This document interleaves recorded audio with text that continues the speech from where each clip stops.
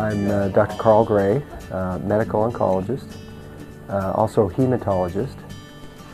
Well, cancer treatment has been evolving tremendously, trying to catch up with the benchtop research that has been amazingly productive over the past 15, 20 years.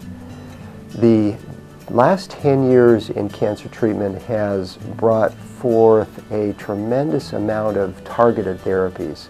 And when I say targeted therapies, I mean treatments that are specifically designed to go in and turn off different pathways that lead to cancer progression.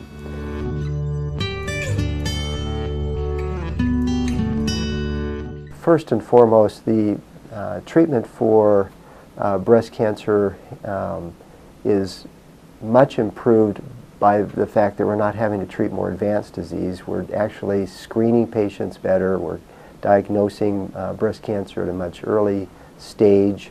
Therefore, the treatment is less. There's less needed for earlier stage, and of course the outcomes are going to be better.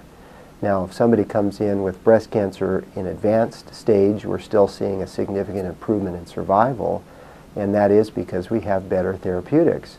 For instance, breast cancer gets a specific pathologic analysis on every new case that comes in. We want to know the estrogen status of that breast cancer. We want to know the progesterone status of the breast cancer.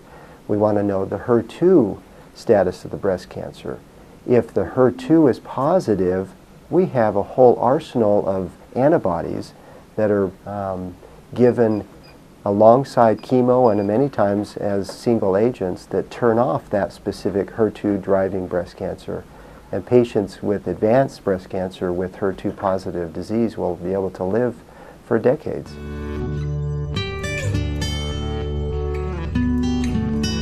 Well, pancreas cancer is one of the most difficult cancers to treat. Advanced pancreas cancer, which is the vast majority of patients, will live maybe 6 to 18 months. The difficulty has been to identify any specific target to reach to turn off those pancreatic cells.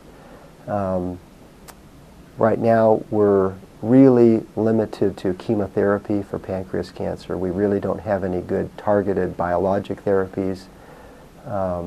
But there's been a lot of investment in resource and research towards identifying those pathways. So I think in the future, possibly even a vaccine. Many of the new targeted therapies for other cancers are being looked at in pancreas cancer. They may cross over and allow some help. Lung cancer is, interestingly enough, on the move with some of the targets. For instance, right now, all of our lung cancer patients, we want to know if they express an EGFR protein on the surface of them or if they express an ALK protein. And if they do, we have new oral targeted therapies that can actually turn off some of the cancer growth in patients with advanced lung cancer. With one of those targets actually can live for a few years.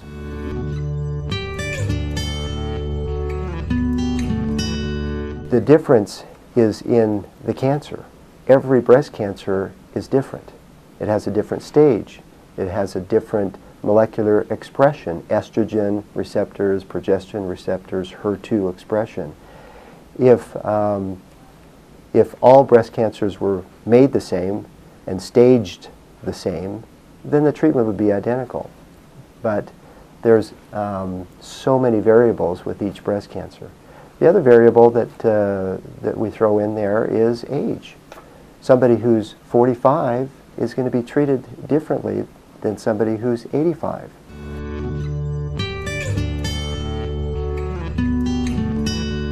Most cancer treatments involve some form of either chemotherapy or biologic therapy or hormone therapy.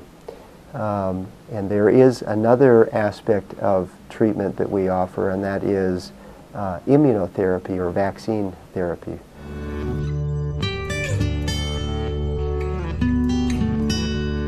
mammograms have been life-saving. If patients can understand that a simple X-ray on a regular basis can save their life, I think that they'd be willing to do it on a more regular basis. The same goes for men with prostate cancer. Having prostate cancer screening is critical. And for the most part, a blood test can be life-saving. Colon cancer, a colonoscopy indicated for all patients age 50 and above, beginning at age 50, can remove a small polyp that would later become a big problem. So I'm a strong proponent for cancer screening.